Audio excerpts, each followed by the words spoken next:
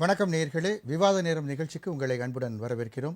இன்று நாம் விவாதிக்கக்கூடிய தலைப்பானது பிரதமர், முதலமைச்சர்கள், அமைச்சர்கள் பதவி இழப்பு சட்ட மசோதா. நாடாளுமன்றத்தில் தாக்கல் செய்தார் அமைச்சர் அமித்ஷா. எதிர்ப்பு தெரிவித்து நகலை கிழித்தெறிந்த எதிர்க்கட்சிகள். எதிர்க்கட்சிகளை அச்சுறுத்தவே சட்ட திருத்த மசோதா. காங்கிரஸ் கடைசி நேரத்தில் சட்ட மசோதா தாக்கல் செய்வதே பிஜேபியின் வாடிக்கை. திமுக. இந்த தலைப்பில் தான் நாம் இன்று விவாதிக்க இருக்கிறோம். அதாவது முதலமைச்சர்கள், அமைச்சர்கள் உட்பட உறுப்பினர்கள் 30 நாட்களுக்கு மேலாக சிறையில் அடைக்கப்பட்டிருந்தால் 31வது நாள் குடியரசுத் தலைவர் அவருடைய பதவியிலிருந்து நீக்குவதற்கான அதிகாரம் அளிக்கக்கூடிய அந்த சட்ட மசோதா தாக்கல் செய்திருந்தார் என்று அமித்ஷா அவர்கள் இன்று மக்களவையில் தாக்கல் செய்தார். எதிர்க்கட்சிகள் கடுமையாக அதை எதிர்த்தன.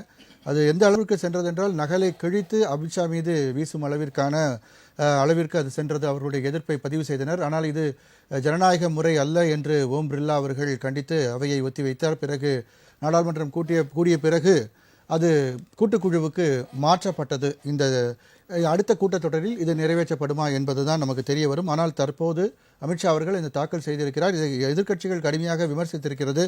காங்கிரஸ் சார்பாக பல தலைவர்களும் எதிர்ப்பு தெரிவித்திருக்கிறார்கள். தமிழக முதலமைச்சர் மு க ஸ்டாலின் அவர்களும் எதிர்ப்பு தெரிவித்திருக்கிறார். கே.சி. வேணுகோபால் அவர்கள் பேசும்போது, குஜராத் மாநிலத்தில் ஏற்கனவே அமித்ஷா அவர்கள் பதவியில் இருக்கும் பொழுது, அந்த கலவரம் நடக்கும் பொழுது அமித்ஷா அவர்கள் சிறையில் இருந்தாரே, அப்போது இது நடைமுறை கொண்டு வந்தாரா, அமித்ஷா அவர்கள் பதவி விலகினாரா என்ற ஒரு கேள்வியை எழுப்பியிருக்கிறார். ஆனால் அது ஒரு பக்கம் இருக்க, தற்போது இந்த சட்டம் கொண்டு வந்த பிறகு கூட எந்த கட்சியினரும் 30 நாட்களுக்கு மேலாக இருந்தாலும் அது அவர்களுக்கு பொருந்தும் என்று கூறப்படுகிறது. இது நடைமுறை சாத்தியமா, இது நிறைவேற்றப்படுமா என்ற பல கேள்விகள் இருந்தாலும் கூட இன்று தாக்கல் செய்யப்பட்டிருக்கிறது. இது எப்படி பார்க்கப்படுகிறது என்பது பற்றி தான் நாம் இன்று விவாதிக்க இருக்கிறோம். விவாதத்திற்கு செல்லும் முன் நமது விருந்தினர்களை வரவேற்போம். முதலாவதாக இணையம் வழியாக நம்முடன் இணையும் திமுகவின் முன்னாள் சட்டமன்ற உறுப்பினர் இள புகழேந்தி அவர்களை வரவேற்போம். வணக்கம் சார். அனைவருக்கும் வணக்கம். பாரதிய ஜனதா கட்சியின் தூத்துக்குடி செல்வம் அவர்களை வரவேற்போம். வணக்கம். வணக்கம். அரங்கில் நம்மோடு இணையும் தமிழ் மாநில காங்கிரஸ் மூப்பனார் கொள்கை பரப்பு செயலாளர் KRD ரமேஷ் அவர்களை வரவேற்போம். வணக்கம். சான்றோர் மக்கள் கழகம் நிறுவன தலைவர் சதா நாடார் அவர்களை வரவேற்போம். வணக்கம். என்னுடைய கேள்வியை தூத்துக்குடி செல்வம் சார் உங்கள்கிட்ட துவங்குறேன். இந்த சட்ட மசோதா எதிர்க்கட்சிகளை ஒரு பழிவாங்கும் நடவடிக்கை அப்படின்னு கடுமையான விமர்சனங்கள், நகல் கிழிக்கப்பட்டு அமித்ஷா மீது வீசி எறியப்பட்ட காட்சிகள் எல்லாமே நம்ம இன்னைக்கு பார்த்தோம். இது உங்கள் முதல் சுற்று கருத்தை பதிவு பண்ணுங்க சார். ராஜ் நியூஸ் தொலைக்காட்சி நிறுவனத்திற்கு, நெறியாளர் சகோதரர் ரங்கநாதன் அவர்களுக்கு, அதை போலவே மரியாதைக்குரிய அண்ணன் புகழேந்தி உள்ளிட்ட, கடலூர் புகழேந்தி உள்ளிட்ட என்னுடைய சக பங்கேற்பாளர்களுக்கு, அதை போலவே தொழில்நுட்ப கலைஞர்களுக்கு என்னுடைய பணிவான வணக்கம். இதுல என்னன்னு கேட்டீங்கன்னா, எதிர்கட்சிகளிடத்திலே ஒரு அறமற்ற தன்மை இன்றைக்கு நாடாளுமன்றத்தில் தெரிஞ்சது. என்ன கேட்டீங்கன்னா, இதுல பிரதமர் தன்னை உள்ளடக்கி கொள்கிறார். இந்த சட்ட மசோதா அறிமுக நிலையில மிக கடுமையாக அந்த சட்ட நகலை எல்லாம் கிழிச்சு உள்துறை அமைச்சர் மேல எல்லாம் வீசினாங்க. அது ரொம்ப அருவருப்பா, பார்க்கறதுக்கு அருவருப்பா இருந்துச்சு. அது என்ன கேட்டீங்கன்னா, நாடாளுமன்ற மரபுகளை மீறியதாக, நாடாளுமன்ற ஜனநாயகத்தை மீறியதாக இருந்துச்சு. இதுல என்ன பார்க்கணும்னு கேட்டீங்கன்னா, இந்த சட்டத்துல prime minister, council of union minister, அதே போலவே chief minister, council of minister, இவங்க யார் தப்பு பண்ணி இருந்தாலும் சரி, அதாவது பிரேமா பேசி இருந்து ஒரு கைது செய்து அவர்கள் 30 நாட்கள் சிறை வைக்கப்பட்டிருந்தால், நீங்க 31வது நாள் நீங்க சொன்னீங்க ஜனாதிபதி நீக்கிறலான்னு சொல்லி, கிடையாது. தானாகவே பதவி நீக்கம் செய்யப்படுவார், தானாகவே பதவி இழப்பார். அதுதான் சட்டம். இப்போ இதுக்கு போயிடுச்சு, ஜாயிண்ட் பார்லிமெண்ட் கமிட்டிக்கு போயிடுச்சு. ஏன் டிஸ்கஸ் பண்ணுங்களா பார்லிமெண்ட்ல, ஏன் டிஸ்கஸ் பண்ண மாட்டேங்க? நான் என்ன சொல்றேன்னா, அரவிந்த் கெஜ்ரிவால் அவர்கள் முதலமைச்சராகவே, ஊழல் வழக்கில் முதலமைச்சராகவே சிறையில் இருந்தார். அதே போலவே ஹேமந்த் சோரன். இல்ல, இதுல ஒரே ஒரு சிக்கல் என்னன்னா சார், அரவிந்த் கெஜ்ரிவால் அவர்கள் மீதான குற்றம் நிரூபிக்கப்படவில்லை. செந்தில் பாலாஜி அவர்களுடைய வழக்குகளும் விசாரணையில தான் இருக்கு.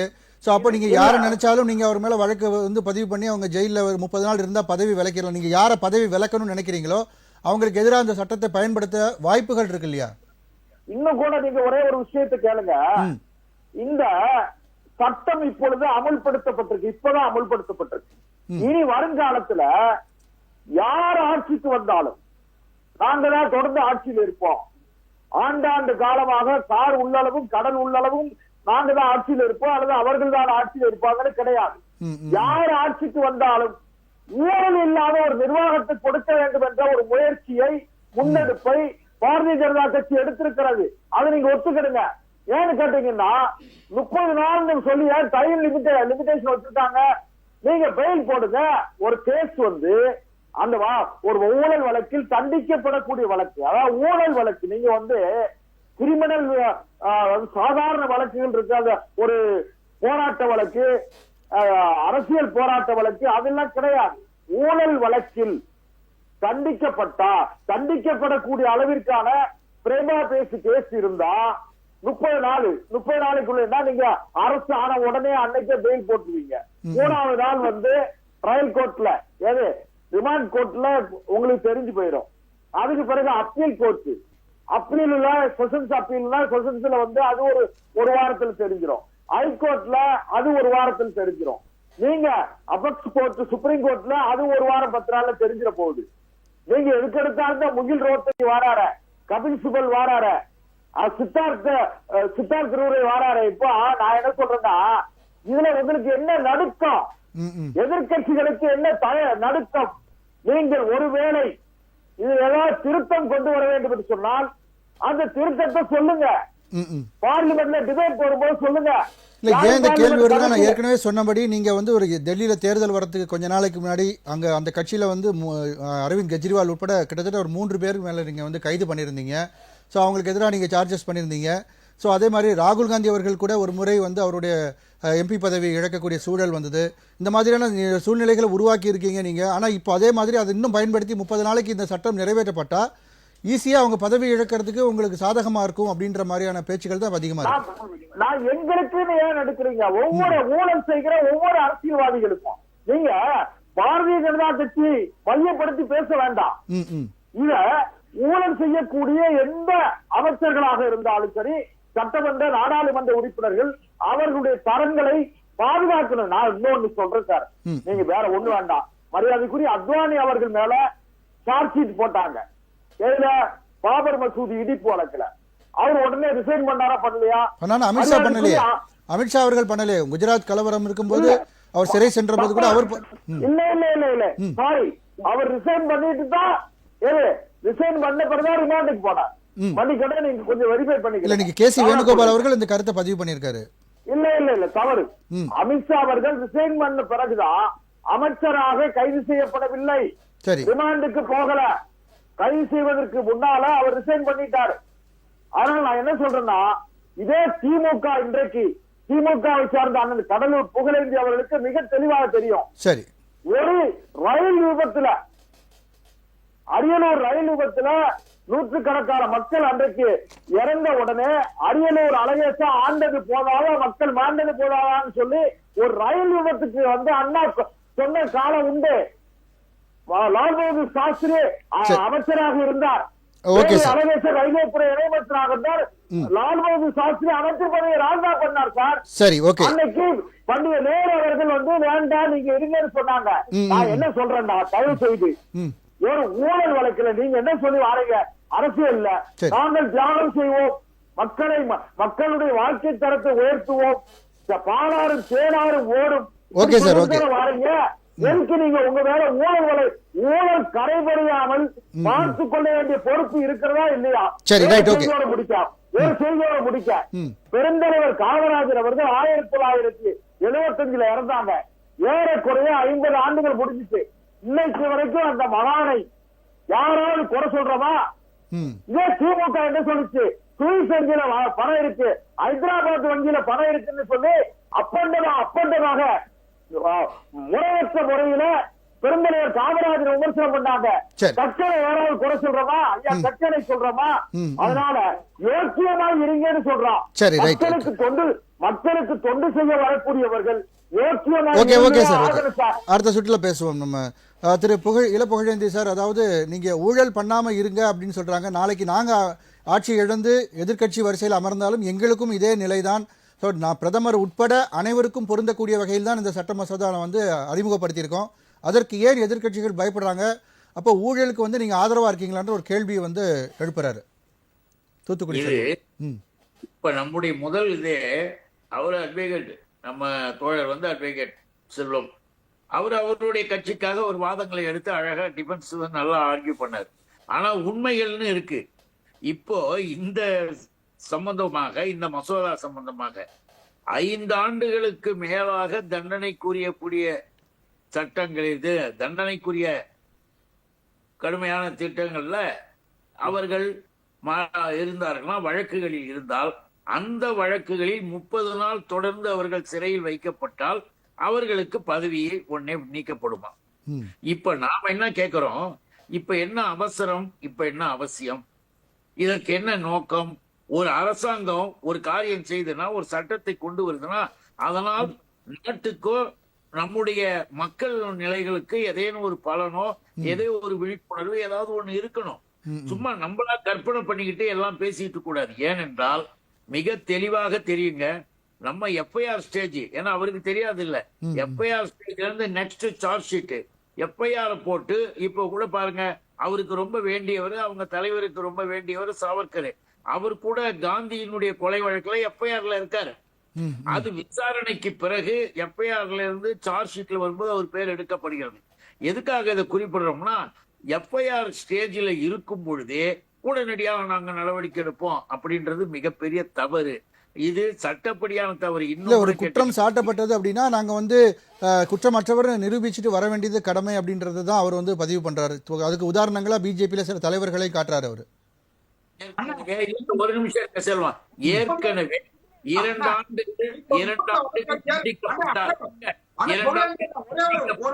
ஒரு மூத்த வழக்கறிஞர், உங்கள் அனுமதியோடு ஒரு குறுக்கீடு. சீக்கிரமா சொல்லுங்க சார், சொல்லுங்க. ஒரே ஒரு நிமிஷம் புகழேந்தி சார், குறுக்கிட விரும்புறாரு. புகழேந்தி சார் ஒரு நிமிஷம் வரேன், ஒரே ஒரு second Pugazhendhi sir.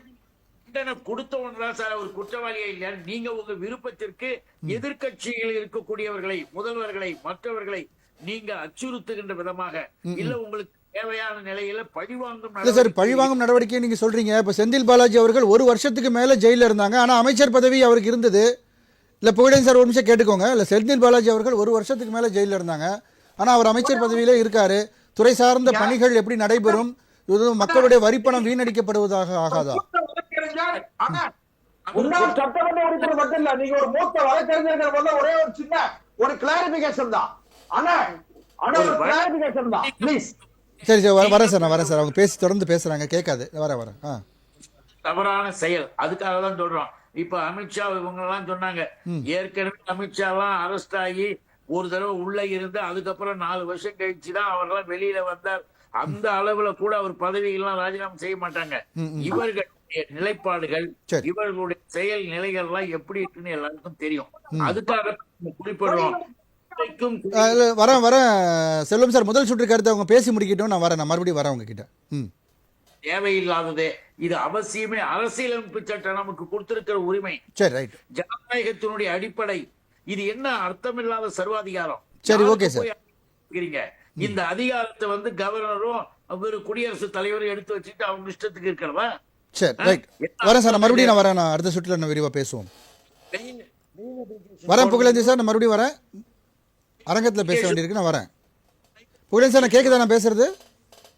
ஹைகோர்ட்ல fail application okay பண்றாங்க, கண்டிஷன் பெயில கூட விடுறாங்க. பெயில விட்டு வெளியில வரும் 30 நாள் சிறையில் இருந்தால் இது என்ன அர்த்தம் இல்லாம? சரி, ஓகே சார். புகழேந்தி சார், நான் வரேன் சார். இது வந்து எந்த விதத்திலும் புகழேந்தி சார், நான் பேசுறது கேக்குதா உங்களுக்கு? ஒரே நிமிஷம், நான் மறுபடியும் அரத்த சுற்றுல விரிவா பேசுவோம். இந்த அரங்கில பேச வேண்டியிருக்கு. முதல் சுற்று கருத்து வாங்கிட்டு நான் வரேன். திரு கேஆர்டி ரமேஷ் சார், உங்களுடைய முதல் சுற்று கருத்தை பதிவு பண்ணுங்க சார்.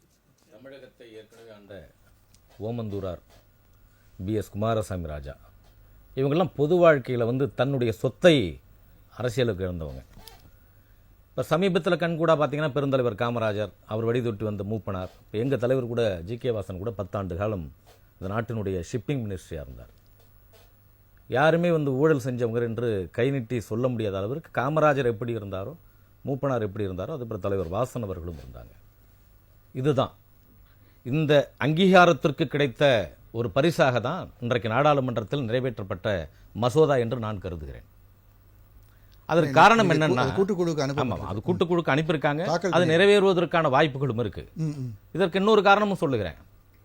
நீங்க 2013ல் எந்த மசோதா யாரால் கிழிக்கப்பட்டது? ராகுல் காந்தியால் கிழிக்கப்பட்டது. அவங்க அந்த 2013ல் திரு மன்மோகன் சிங் அவர்கள் நிறைவேற்றார். அன்றைக்கு இதே உச்சநீதிமன்றம் என்ன சொன்னது? சட்டமன்ற உறுப்பினரோ நாடாளுமன்ற உறுப்பினரோ ஒருவர் ஊழல் செய்துவிட்டால் அல்லது கிரிமினல் நடவடிக்கைகளில் ஈடுபட்டு விட்டால் 2 ஆண்டுகள் அவர் சிறையில் இருந்துட்டா நீங்க அவரை தகுதி நீக்கம் செய்ய வேண்டும், பதவி இறக்கம் செய்ய வேண்டும் என்பதுதான் அன்றைக்கு உச்சநீதிமன்றம் சொன்னது. அதை உடனே அன்றைக்கு மன்மோகன் சிங் அவர்கள், அன்றைக்கு ஐக்கிய முற்போக்கு கூட்டணி அரசு, அன்றைக்கு திமுகவும் இதனுள்ளே இருக்கிறது. மன்மோகன் சிங் அவர்கள் கொண்டு வந்த அந்த தீர்மானத்திற்கு, அவசர சட்டத்திற்கு அன்றைக்கு திமுகவும் இருக்கிறது அன்றைக்கு. ஆனால் அந்த அவசர சட்டத்தை கொண்டு வந்த பொழுது இது ஏற்றுக்கொள்ளக்கூடாதது, அரசியல் கட்சிகள் வேண்டுமானாலும் இதை செய்யலாம், என்னுடைய தனிப்பட்ட கருத்து என்று அவர் கிழித்து போட்டுவிட்டு வெளியில் சொன்னார். இது எந்த காலகட்டத்திலும் ஏற்றுக்கொள்ள முடியாது. அரசியல்வாதிகளாக இருந்தால், பொது வாழ்விலை வந்தால், அவர்கள் தவறு செய்தால் நீதிமன்றத்தின்படி தண்டிக்கப்பட வேண்டும் என்று அன்றைக்கு ராகுல் காந்தி அவர்கள் சொன்னார். விளைவு அவரே கூட அவர் பதவி விலகுகின்ற பொழுது கூட அதை சொன்னார். அது கூட அவதூறு வழக்குன்னு வச்சுக்கோங்க. அது கிரிமினல் வழக்கு இல்ல, ஊழல் வழக்கு இல்ல, அவதூறு வழக்கு வந்துட்டார். ஆனால் இப்ப இந்த சூழ்நிலையில எதிர்காலத்தில் அரசியலுக்கு வரக்கூடிய இளைஞர்களாக இருக்கட்டும், புதியவர்களாக இருக்கட்டும், இருக்கிறவர்கள் கூட இருக்கட்டும், ஊழல் செய்தால் நமக்கு பதவி கிடைக்காது, பொது வாழ்வில் நம்ம பயணிக்க முடியாது, நம்ம பதவி தானாகவே போய்விடும் என்ற ஒரு எண்ணம் வந்துவிட்டா அதுக்கப்புறம் சார் ஊழல் செய்ய போறாங்க. அவங்க தனிப்பட்ட முறையில் தொழில் பண்ணிக்க போறாங்க. பொது வாழ்க்கையில் இருந்த ஓமந்தூரார் மாதிரி, PS குமாரசாமி மாதிரி உங்களுடைய சொந்த சொத்தை இழக்க சொல்லல. காமராஜர் மாதிரி நீங்க காலம் சொல்லி எளிமையா இருக்க வேண்டும் என்று சொல்லல. நீங்க உங்களுடைய உழைத்து உங்களுடைய ஊதியத்தில் கிடைத்ததை நீங்க சாப்பிடுங்க. பொது வாழ்க்கைக்கு உழைக்கும் என்று வருகின்றவர்கள் தூய்மையாக இருக்க வேண்டும் என்பதுதான் இந்த மசோதா. அரசியல் எதிர்க்கிறாங்க அப்படின்னா அவங்க இப்போ அவங்களுடைய நோக்கம் என்னவா இருக்கும் நீங்க நினைக்கிறீங்க? எது சார்? காங்கிரஸ் திமுக இதை எதிர்க்கிறாங்கன்னா அவங்க நோக்கம் என்னவா இருக்கும்னு நினைக்கிறீங்க சார்? அததான் இப்ப நோக்கம் என்ன நீங்க கேட்கக்குள்ளே புரிஞ்சு போச்சு. நிறைய பேர் அங்க நீங்க நீதிமன்றத்தினுடைய படிக்கட்டுகளில காத்திருக்கிறாங்க. ஒரு பக்கம் ஒரு நாள் சிறப்பு நீதிமன்றம் தள்ளுபடி பண்ணுது, உடனே மேல்முறையீடு, அடுத்த நீதிமன்றத்துக்கு வராங்க. இன்னும் கொஞ்சம் பேர் உயர் நீதிமன்றம் ஒரு கேள்வி கேட்டாங்க, இது இவ்வளவு கொண்டு வர வேண்டிய அவசரம் என்ன, இப்போ அவசியம் என்ன இருக்கு அப்படின்னு இப்பதான் சார் அவசரம். அப்போ இந்த தேர்தல்கள் எல்லாம் மனசுல வச்சுதான் பண்றாங்க. இப்பதான் அவசரமே இருக்கு. நீங்க பிஜேபி மட்டுமல்ல, நீங்க பிஜேபியோட சார்ந்திருக்கிற கட்சிகள் மட்டுமல்ல, இது அனைவருக்குமானது. ஏங்க பிரதமர் சொல்லிவிட்டால், இன்றைக்கு பிரதமரே ஒரு ஊழல் செய்தால் கூட பிரதமருக்கும் அந்த தகுதி இழப்பு இருக்கிறது இல்லையா? நீங்க மத்திய அமைச்சர்களுக்கு இருக்கிறது இல்லையா? இன்றைக்கு இதே பிரதமர் இந்த நாட்டினுடைய நிரந்தரமா இருப்பாரா? ஆட்சிகள் மாறும், காட்சிகள் மாறாதா? அடுத்து பாஜக ஆட்சி போனால் கூட காங்கிரஸ் ஆட்சி வருகின்ற பொழுது இந்த மசோதா நிறைவேற வேண்டுமல்ல? இது எல்லாருக்கும் பொதுவானதல்ல. நீங்க 5 ஆண்டு காலம் ஒரு ஆட்சிகள் இருக்கு, இல்ல 15 ஆண்டு காலம் ஆண்டு விட்டார். இன்றைய காங்கிரஸ் இந்த தேசத்தை ஆண்டு விட்டது, ஒரு மாற்று வரவில்லையா? ஜனதா வரலையா? அதுக்கப்புறம் பாஜக வரலையா? அதுக்கப்புறம் கூட்டணி, ஐக்கிய முற்போக்கு கூட்டணி மந்திரி சபைகள் ஆளலையா? யார் வேணாலும் ஆளலாம், யார் வேணாலும் தேசத்தை ஆளலாம், அதுல மாற்று கருத்து இல்லை. ஆனால் ஆளுகின்றவர்களுக்கு இந்த ஒரு கொட்டு இருக்க வேண்டும், இந்த அச்சம் இருக்க வேண்டும். நாம் அரசாங்கத்தினுடைய கஜானாவில் கையை வைக்க கூடாது, பொதுமக்களுடைய பணத்தில் கை வைக்க கூடாது, அவருடைய வரி பணத்தில் கையை வைத்து நான் ஊழல் செய்யக்கூடாது. அந்த எண்ணம் வர வேண்டும் என்பதற்காகத்தான் இதை தைரியமாக இன்றைக்கு மத்திய அரசு நிறைவேற்றி இருக்கிறது. இதுல எந்தவித கோழைத்தனமும் இல்லை. நீங்க இன்னும் சொல்ல போனீங்கன்னா, எதிர்கட்சிகள் இன்றைக்கு அதை கிழித்து போட்டது என்று சொல்லுகின்ற போதுதான் விந்தையாக இருக்கிறது. அன்றைக்கு அங்கே ராகுல் காந்தி இருக்கிறார். ராகுல் காந்தி இன்றைக்கு இருந்தாரா இல்லையா என்று தெரியவில்லை, நான் அதை பார்க்கல, விவாதத்தை பார்க்கல. இதே ராகுல் காந்தி அன்னைக்கு கிழித்து போட்டது எந்த மசோதாவை? இதே மசோதாவை கிழித்து போட்டாரு. இன்னைக்கு ராகுல் காந்தியை வைத்துக் கொண்டு திமுக கிழித்து போடுகிறது. நீங்க ஒரு இவருடைய உள்துறை அமைச்சருடைய முகத்தில் எரிகிறது என்று சொன்னால் அது திரும்பி இவங்க தான் பார்த்துக்கணும். கிழித்தவர்கள் யார்? இன்றைக்கு அவருடைய அந்த கொள்கையை இன்னைக்கு பறைசாற்றும் விதமாக அந்த மசோதா இருக்கு. உண்மையிலேயே ராகுல் காந்தி அவர்களுடைய கொள்கை. நீங்க பாஜகவினுடைய கொள்கை என்பதை கூட ஒரு காரணம் காமிச்சாலும் கூட, இன்னைக்கு ராகுல் காந்தி அவர்களுடைய கொள்கை. இதே ராகுல் காந்தி அன்றைக்கு கிடைத்த பொழுது அன்றைக்கு மன்மோகன் சிங் அவர்களை அவமானப்படுத்தி விட்டார் என்று அன்றைக்கு அந்த கட்சிக்குள்ள உள்ளவங்க பேசினாங்க. அன்றைக்கு அதே இவர்களோட கூட்டணியில் இருந்த மற்றவர்கள் கூட ராகுல் காந்தி முதிர்ச்சி தன்மையற்று விட்டார் என்று கூட அன்றைக்கு குற்றம் சாட்டினாங்க. இன்றைக்கு கிழிச்சவங்க அதே ராகுல் காந்தி முதிர்ச்சி தன்மையற்று விட்டார் என்று சொல்ல முடியுமா? கண்டிப்பா சார், தொடர்ந்து பேசுவோம். சதானந்தா சார், உங்களுடைய முதல் சுற்று கருத்தை பதிவு பண்ணுங்க. இது முழுக்க ஒரு அரசியல் பழிவாங்கல் தான் பார்க்கணும். ஏன்னு சொன்னா, பிஜேபினால என்னைக்கும் தமிழ்நாட்டிலேயோ கேரளாலேயோ கால் ஊன்ற முடியாது, அது நடக்காத ஒரு காரியம். இன்னைக்கு இப்ப செந்தில் பாலாஜி 1 வருஷம் இருந்தாரு. அண்ணன் செல்வன் சொல்றாரு, ஒரு வழக்கறிஞர் உடனடியா உனக்கு ஊழல் வழக்குக்கு வந்து ஜாமீன் கிடைக்கணும். 1 வருஷம் அவர் காலத்துல இருந்தாரு. விசாரணை கைதிக்கு 30 நாள்ல ஜாமீன் கிடைக்காது. ஒரு சாதாரண வழக்குக்கே ஜாமீன் 15 நாளைக்கு மேலதான் கிடைக்கும். இல்ல அவர் அமைச்சரா இருக்கிறதே ஒரு தடையா இருந்தது, அது உங்களுக்கு கண்டிப்பா தெரிஞ்சிருக்கும். நீங்க அமைச்சரா இருக்கும்போது வெளியில போனீங்கன்னா நீங்க வந்து சாட்சிகளை கலைக்கிறதுக்கான சாத்தியக்கூறு இருக்கு. அப்புறம் அந்த அமைச்சர் பதவி நீங்க விட்டு விலகினா உங்களுக்கு ஜாமீன் கிடைக்கின்ற ஒரு சூழலை வந்து விசாரணை கைதியா இருக்கும்போது குற்றம் நிரூபிக்காத போது எப்படி இதை ஏத்துக்க முடியும்? இது வந்து முழுக்க முழுக்க அரசியல் பழிவாங்கல் செயல் தான். இல்ல அந்த வழக்கோட தீவிரத்தன்மையை நம்ம புரிஞ்சுக்க முடியுது. அப்ப அவ்வளவு நாள் அவங்களுக்கு பெயில் கிடைக்கல அப்படின்னா அந்த வழக்கோட தீவிரத்தன்மை சாதாரண வழக்குக்கே கிடைக்காது சார். சாதாரண ஒரு சின்ன ஒரு செக்கர்ஸ் போட்டு ஒருத்தர் உள்ள போயிட்டாருனாலவே அவருக்கே கிடைக்காது. 15 நாளைக்கு மேலதான் உங்களுக்கு 3 நாளைக்கு மேலதான் அவங்களுக்கு நம்பரே ஆகுது. அப்புறம் அதுக்கப்புறம் பெயில் போட்டு ஃபர்ஸ்ட் தள்ளுபடியாகி 30 நாளைக்கு மேலதான் ஆகும். குறைந்தபட்சம் 60 நாளைக்கு மேல. அப்படி இருக்கும் பொழுது எப்படி இதை ஏத்துக்க முடியும்? இது வந்து முழுக்க விவாதம் பண்ணும்போது நாட்கள் எனக்கு இன்க்ரீஸ் பண்ணணும், அந்த மாதிரி விவாதங்களுக்கு வரலாம். ஆனா ஒட்டுமொத்தமா புறந்தள்ளும் போது ஊழலுக்கு ஆதரவு அளிக்கிற மாதிரி இந்த டைம்ல இந்த அண்ணன் சொன்ன புகழேந்தி சொன்ன மாதிரி இந்த இடத்துல இந்த டைம்ல தேவையில்லாது அதை நிறைவேற்ற முடியுமா? நான் கேட்கிறேன், அந்த மசோதா எல்லாமே நிறைவேற்ற முடியுமா? சிந்திச்சு பாருங்க. எதிர்கட்சிகள் எல்லாமே சொல்றாங்க, எதிர்கட்சிகள் அனைத்து வந்து சொல்ற விஷயம் என்ன சொல்றாங்க? நிறைவேற்ற முடியாத ஒண்ணுங்க. சும்மா ஒரு கண் துடைப்புக்கு வேணா வச்சுக்கலாம். ஒரு குழு அதிகபட்சமா என்ன பண்ண முடியும்? ஒரு குழு அமைக்கலாம், வேற எதுவுமே பண்ண முடியாது. இது சாத்தியம் இல்லாத ஒண்ணு. ஜேபிசி வரும்போது அதுல பெரும்பாலும் ஆளுங்கட்சிக்கு சாதகமான அம்சங்களா தான் இருக்கும். அது நான் அதைத்தான் சொல்றேன். இன்னைக்கு நம்ம ராகுல் காந்தி அவர்கள் வந்து பீகார்ல வாக்கு திருட்டு நடக்குது அப்படின்னு சொல்லி அவர் ஒரு பக்கம் பிரச்சனையை உருவாக்கி கொண்டு போயிட்டு இருக்காரு. இன்னைக்கு அது மிகப்பெரிய பேசும் பொருளா இருக்கு. அதை திசை திருப்பணும். அதுக்கு என்ன பண்ணலாம்? அதுக்கு இந்த வேலையை பார்க்குறாங்க, வேற எதுவுமே கிடையாது. இதுதான் உண்மை. திசை திருப்பும் நடவடிக்கை. ஆமா, திசை திருப்பு நடவடிக்கை தான். இல்லை, இப்போ இதான் இப்போ நம்ம ரமேஷ் அவங்க சொல்லும்போது சொன்னாங்க, இதே விஷயத்துக்காக தான் ராகுல் காந்தி வந்து அவங்க கட்சி ஆண்டு கொண்டு இருக்கும் போதே மன்மோகன் சிங்க்கு எதிர்ப்பு தெரிவிச்சாரு சார். கிட்டத்தட்ட இதே மசோதா தான் அப்போ அவர் கொண்டு வரணும்னு நினைச்சாரு, ராகுல் காந்தி கொண்டு வரணும்னு நினைச்சது. அதான் சார் ஒரு விஷயம் சொல்றேன். இந்த இடத்துல இந்த டைம்ல இது தேவையில்லாத ஒண்ணுங்கிற, இது நிறைவேற்ற முடியாத ஒண்ணு, இது நடக்காது. அண்ணா சொல்றாரு நிறைவேற்றலாம், அது வாய்ப்பே இல்லை. நான் என்னங்கிறேன்னா, இந்த திசை திருப்புறக்காகவும் என்னைக்கும் இந்த தமிழகத்திலையும் கேரளாவிலையும் இந்த பகுதிகளில் இந்த சவுத் சைடில் கால் ஊன முடியாத காரணத்தினால ஏதோ ஒரு விதத்தில் முதலமைச்சர் நீங்க சொன்ன ஒரு பாயிண்ட்டுக்கு வரும். ரமேஷ் சார் சொன்னதும் செல்வம் சார் சொன்னதும் ஒரே விஷயம் தான். இன்னைக்கு 15 வருஷமா பிஜேபி ஆட்சியில் இருக்கு, காட்சிகள் மாறலாம், நாளைக்கு வந்து பிஜேபி எதிர்கட்சி வரிசையில் உட்காரலாம். அன்னைக்கு அவங்களுக்கும் அதே நிலைமை தானே. இந்த சட்டம் வந்தா அதே நீங்க வந்து எதுமோ இப்போ இன்னைக்கு கொண்டு வந்தாலும் அவங்களுக்கும் அந்த பிரச்சனை, அந்த விஷயம் வந்து பாதிக்கப்படும் இல்லையா? இங்க இப்போ யாரு இருக்கா? இன்னைக்கு அவங்க சிஎம், அவங்க பிரதமரா இருக்காங்க. பிரதமர் ஒரு நிமிஷம் சார், அவங்க மேலே குற்றம் சாட்டி அவங்களே வந்து அரெஸ்ட் ஆகி உள்ள போய் இதாயிருவாங்களா? பிரதமர் பதவியிலிருந்து வெளியே வந்துருவாரா? கிடையாதுங்க, நடக்காது. இன்னைக்கு திராவிட முன்னேற்ற கழகம் மு.க. ஸ்டாலின் அவர்கள் அவர் சிறப்பான ஆட்சி புரிஞ்சுட்டு இருக்காரு. எப்படியாவது ஏதோ ஒரு விதத்துல ஏதோ ஒரு கேஸை போயிட்டு பொய் கேஸை போட்டு ஒரு 30 நாள் ரிமாண்ட் பண்ணிட்டாங்கன்னா அவன் பதவி போயிருமே. அப்புறம் இவங்க சாதாரணமா பிஜேபி கால் ஒன்றதுக்கான வாய்ப்புகள் அதிகமா இருக்கு இல்லையா? அதே மாதிரி கேரளாவிலையும் அப்படித்தான், எல்லா பகுதியிலுமே அப்படித்தான். அதுக்கான வேலைகளை தானே செய்யறாங்க. ஒட்டுமொத்தமா இது ஒரு கான்ஸ்பிரசி. ஆமா, இது வந்து ஒரு சதி.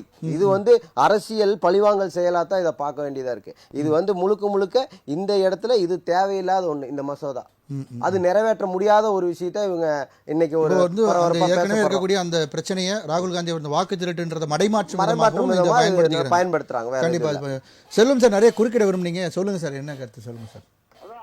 கடலூர் புகழேந்தி வந்து அவரு ஒரு நல்ல வழக்கறிஞர், மூத்த வழக்கறிஞர்.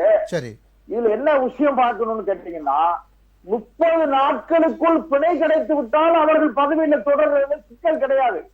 அது நீங்க முதல்ல புரிஞ்சு பிராக்டிகலி பாசிபிலிட்டி ரொம்ப கம்மின்னு சொல்லி உறுதியா பாசிபிலிட்டிஸ் இருக்கு. ஏன்னு கேளுங்க, உறுதியா பாசிபிலிட்டிஸ் இருக்கு. பெயில் இஸ் ரைட், வாய்ப்பே இல்ல. இது வரைக்கும் கொஞ்சம் ஒரே ஒரு தம்பி சதா கொஞ்சம் அமைதியா இருங்க.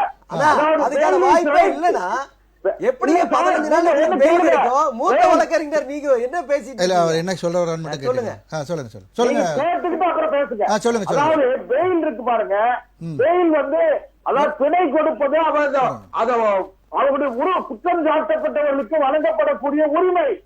அதுக்கு காரணம் என்ன கேட்டீங்கன்னா, கிரேவ் கேஸ், அதாவது மிகப்பெரிய குற்றமாக இருந்தால், அதீதமான குற்றமாக இருந்தால் அதுக்கு பிணை கொடுக்க மாட்டாங்க.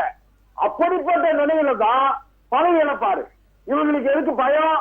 நான் என்ன சொல்றேன், இந்த இப்ப ஒரு உதாரணத்துக்கு நான் சொல்றேன் ரங்கநாத் சார், பஞ்சாயத்து உறுப்பினர்ல இருந்து பஞ்சாயத்து தலைவர், பேரூராட்சி உறுப்பினர் பேரூராட்சி தலைவர், நகராட்சி உறுப்பினர் நகராட்சி தலைவர், மாநகராட்சி உறுப்பினர் மாநகராட்சி தலைவர், சட்டமன்ற உறுப்பினர்கள், நாடாளுமன்ற உறுப்பினர்கள் அனைவருமே நீங்க என்ன சொல்லி வரீங்க, நாங்கள் வந்தால் 30 நாள் தண்ணி கொடுத்துருவோம், நாங்க வந்தா இந்த ஊருக்கு பஸ் வந்துடும், நாங்க வந்தா சாக்கடை போட்டுருவோம், கிளீன் பண்ணிடுவோம், நாங்க வந்தா லைட் தெரியும், இப்படி எல்லாம் சொல்லிட்டு நீங்க பதவிக்கு வரக்கூடிய நீங்க எதுக்கு பயப்படுறீங்க? ஒரு நகராட்சி ஒரு நகராட்சி உறுப்பினர் எளிய நிலையில இருக்கிறவர் வெற்றி பெற்றவர் பாத்தீங்கன்னா 3 மாசத்துல அவருடைய தோரணையை பாத்தீங்கன்னா ஐயோ கொடுமை.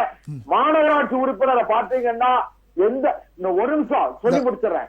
நான் என்னுடைய தாழ்மையான ஒரு வழக்கறிஞராக பாரதிய ஜனதா கட்சியினுடைய உறுப்பினராக நான் வரவேற்கிறேன்.